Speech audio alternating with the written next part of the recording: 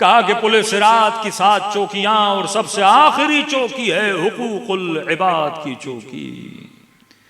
का गुजर गुजर के जब आखिरी चौकी पे पहुंचा, अब जन्नत सामने, बंदा एक कदम अपनी मंजिल की दूरी पर हो और मंजिल न पहुंच सके तो उस पर क्या गुजरती है।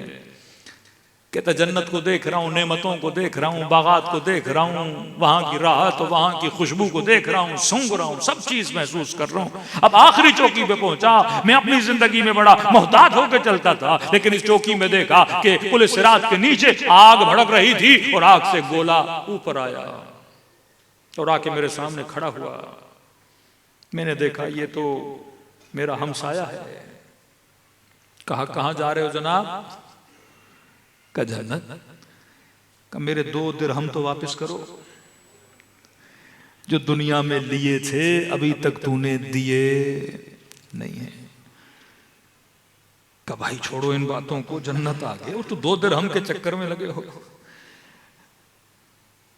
का मैं कैसे छोड़ूं जन्नत, तो तू जा रहा है। मेरी हालत देखो, पूरा वजूद आग में जल रहा है। का तुम तो पहले से जल रहे हो, मुझे क्यों रोक रहे हो? और यहां न मेरे पास जेब है, न कोई अकाउंट है, न कोई पैसे हैं, दुनिया में मांग लेता। का मैं क्यों मांगता, देने तूने थे। तू ढूंढता मुझे, तू देता मुझे, तू मेरे बच्चों को वसीयत करता, उनको दे देता। मैंने कहा अब क्या करूंगा? पर मैं बस एक काम पे अगर राजी हो जाए तो मैं छोड़ दूंगा। कि कौन सा? का तू जा रहा है जन्नत, जहन्नुम का मजा तूने चखा नहीं है। अगर कहो तो 2 दिरहम की जगह पे अपनी 2 उंगलियां तुम्हारे सीने पे रखूं। ये शख्स कहता, मैंने कहा 2 उंगलियों से क्या होता है? मैंने कहा रखो मेरे सीने पे। का ख्वाब के आलम में ये सारा मंजर देख रहा था। अब जब 2 उंगलियां सीने पे रखी, मैं चीख चीख के अपनी नींद से उठा और जब देखा तो मेरे सीने में वो निशान पड़ गए थे। फिर एक लंबा वाकया, किसी जरिए से जब उनकी औलाद से जाके इसने माफी मांगी, फिर खुदा ने इसको क्या दी? शफा दी। कि जितने डॉक्टर हो सकते थे मैंने इलाज किया, लेकिन मुझे शफा नहीं मिल रही थी। तो जब तक दोनों पर इंसान के पास न हो, परे खौफ परे उम्मीद, इंसान आले रसूल पे उम्मीद भी रखे और वजूद खुदा से खौफ भी खाए। सलवात पढ़े मोहम्मद वाला।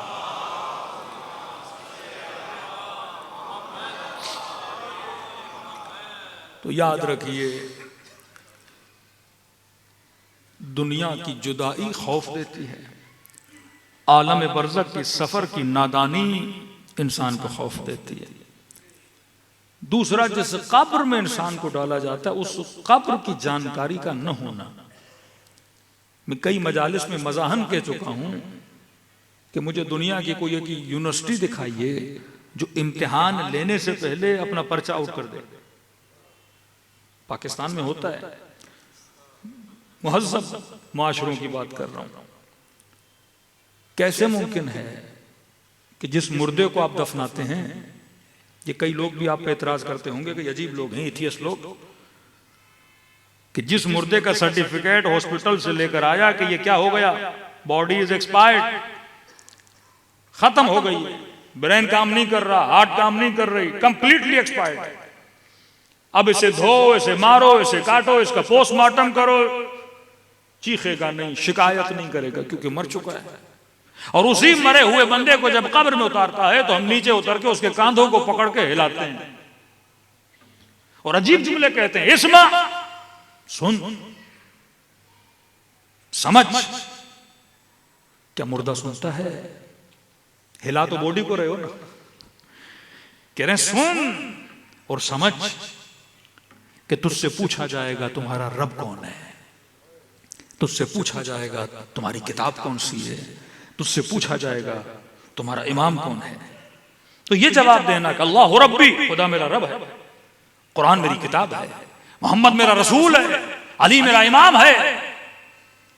तो जब मुर्दा और बॉडी डेड हो गई, कान सुनते नहीं, दिमाग काम से चला गया, इसे मैं क्या सुना रहा हूं। और दूसरी बात, क्या एग्जाम से पहले ही पर्चा आउट कि दुनिया में इसे बता दिया कि जनाब ये सवाल किया जाएगा, वो सवाल किया जाएगा, और हमने यहां रट लिया कि 4 ही सवाल होंगे और हमने याद कर लिया और हमने कहा मौलाना मरने के बाद तो बड़ा आसान है मामला, हम तो पर्चा पास करा लेंगे। फिर हम कहते हैं कि उनसे पूछेंगे, उनको तो पता ही नहीं कि इमाम कौन है, और वो गलत बताएंगे तो फिर क्या होगा।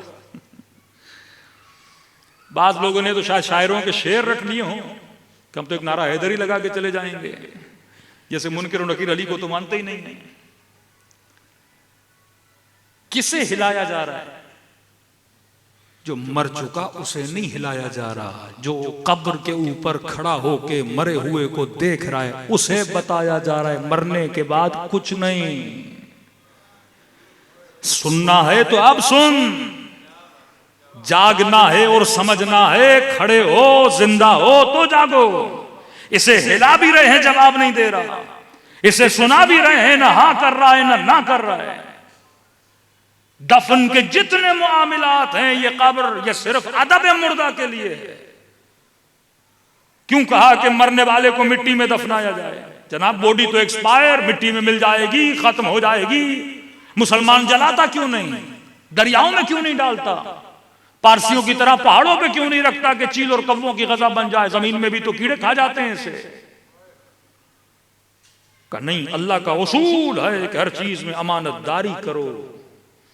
जिस्म आग से नहीं बना के मैं आग को दूं, जिस्म पानी से नहीं बना के मैं पानी में फेंक दूं, का ये मिट्टी से बना है, अमानत को मिट्टी के हवाले करो। कफन पहनाओ क्योंकि मुस्लिम था, गुस्ल दो ताकि पाको पाकीज़ा आलम में दुनिया में से उठाया जाए, और दफना के अदब के साथ। क्यों कहा जल्दी दफनाओ? ये भी अदब मुर्दा के लिए, कहीं औलाद के दिल में बाप के लिए कराहत न पैदा हो। कहीं माँ के लिए औलाद के दिल में, आप कहेंगे मौलाना कराहत कैसे? 3 दिन 4 दिन घर में रहेगा तो बदबू होगी, बदबू होगी तो कराहत पैदा होगी कि जल्दी इसको निकाला जाए। फिर इस मुर्दे के जिस्म के भी कोई करीब नहीं जाएगा, कोई अपना भी इसको चूमने नहीं जाएगा, क्योंकि ऐसी अजीब बदबू इंसान के जिस्म से आती है कि जितना जल्दी हो दफन करो ताकि इसका अदब बाकी रहे, मोहब्बत बाकी रहे, अतश बाकी रहे। कि 4 दिन ज्यादा वालिद यहां जिंदा होते मैं उनकी जियारत कर लेता, ये अदब मुर्दा के लिए है। लेकिन फरमाया असल पैगाम किसे दिया जाता है? जो इस मुर्दे के साथ कब्रिस्तान जाता है। मासूम फरमाते जब घरों से जनाजे निकले तो जो जिंदा हैं उनके लिए एक मैसेज मासूम फरमाते हैं। फरमा जब घर से जनाजा निकले तो एक तसव्वुर करो उस जनाजे के साथ कि ये जनाजा उसका नहीं, ये जनाजा तेरा है। जब उसके जनाजे के पीछे उसके जमा बेटे रोएं तो सोचो ये तेरे बच्चे हैं जो रो रहे हैं। जब खवातीन के हाथ से बच्चियों की रोने की आवाजें आए तो ये सोचो ये तेरी बच्ची है जो रो रही है। जब बहनें रोएं तो ये सोचो ये तेरी बहनें हैं जो रो रही हैं। फरमाया फिर जनाजे को जब कांधों पे उठा के जाओ तो ये तसव्वुर करो ये तेरा जनाजा है जिसे कांधे पे उठाया जा रहा है। जब कब्र में उतारा जाए तो ये तसव्वुर करो ये तेरा जनाजा है जो कब्र में उतारा जा रहा है। जब तलकीन पढ़ी जाए अब ये सोचो और समझो ये तुझे बताया जा रहा है कि ये चीजें पूछी जाएंगी। और फरमाया जब मिट्टी के मन उसके ऊपर डाल दिए जाए तो फौरन घर के अंदर जाओ, 2 रकात नमाज शुक्राना पढ़ो और सजदे शुक्र अदा करके कहो कि खुदा मैं तो मर गया था, तूने मुझे दोबारा मोहलत दे के जिंदगी अता की है। इससे खौफ वजूद में पैदा होगा। पूरी एक्टिविटी हमारे लिए क्या बन जाएगी? एक मैसेज और पैगाम का नाम देगी। लेकिन सवाल यही कि मौलाना दुनिया की कोई उकला भी एग्जाम लेने से पहले पर्चा आउट नहीं करते, खुदा ने पर्चे आउट क्यों किए? क्या इतना आसान है? क्या मुनकिर नकीर पूछेंगे? नहीं पूछेंगे। मन रब्बुक, कौन था तुम्हारा खुदा? कौन सी किताब थी जिस पर ईमान लाया? कौन था तुम्हारा नबी? कौन था इमाम? का सारे पूछे जाएंगे। तो मुझे तो याद है 50 साल 60 साल एक खतीब जिक्र अहले बैत करे, क्या वो भूल जाएगा कब्र में इमाम कौन है? एक जाकिर जो हुसैन के नूहे पढ़े, क्या वो भूल जाएगा कि मेरा इमाम हुसैन है?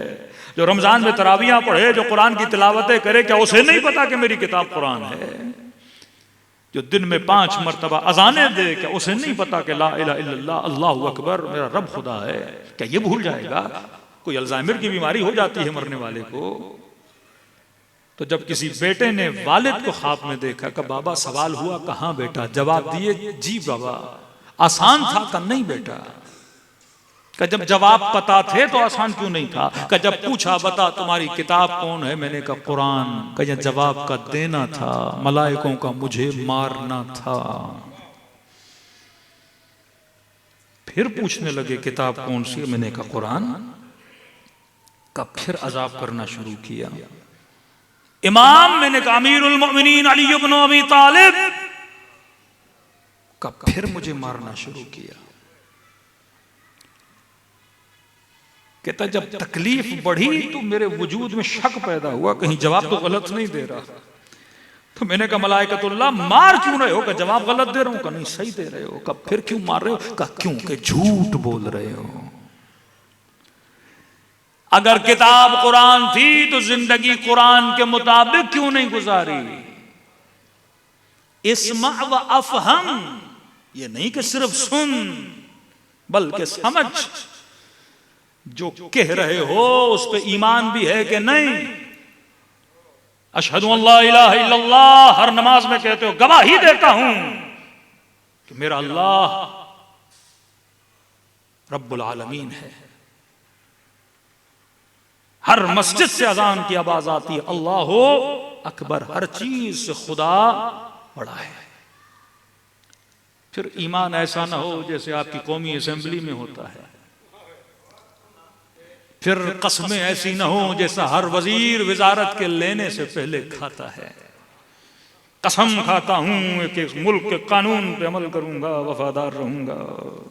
लगता है ऐसा है, कसम खाता है कि अमल नहीं करूंगा। ये भी तो कसम है ना आपके सामने। हर बंदा खाता है कसम खाता हूं। कसम क्यों खाता है? कुर्सी के लिए, क्योंकि नहीं खाएगा तो कुर्सी नहीं मिलेगी। कलमा नहीं पढ़ेगा तो मुसलमान नहीं कहलाएगा, कोई बेटी नहीं देगा इसको। तो कलमे इसीलिए पढ़ता है ताकि मुस्लिम सोसाइटी मुसलमान कहलाए। नमाज पढ़ेगा शायद कि जन्नत मिल जाए। एक डिग्री के लिए, एक मकाम के लिए कलमे पढ़े जाएं। एक मर्तबा अच्छी मजलिस पढ़ूंगा तो लोग वाह वाह करेंगे, अच्छी मनकबत पढ़ूंगा तो मजमा वाह वाह करेगा। हमारे उस्ताद कहते थे कि एक वाह वाह वो है जो जजा देती है और एक वाह वाह वो है जो अजाब देती है। का बेटा वाह वाह करना सवाब भी है, वाह वाह करना गुनाह भी है। अब ये वाह वाह उर्दू का है, फारसी में तो न वाह वाह है न अरबी में वाह वाह है। सुभान अल्लाह, माशा अल्लाह। तो मैंने कहा एक ही लफ्ज अजाब भी और सवाब भी कैसे? का अगर वाह वाह करने वाला वाह वाह करे जिक्र के लिए, वाह वाह करने वाला वाह वाह करे जो बात की जा रही है उसके लिए, तो ये इबादत है। लेकिन वाह वाह करने वाला वाह वाह करे जाकिर के लिए, तो फरमाया फिर इबादत नहीं है, क्योंकि वो चापलूसी है।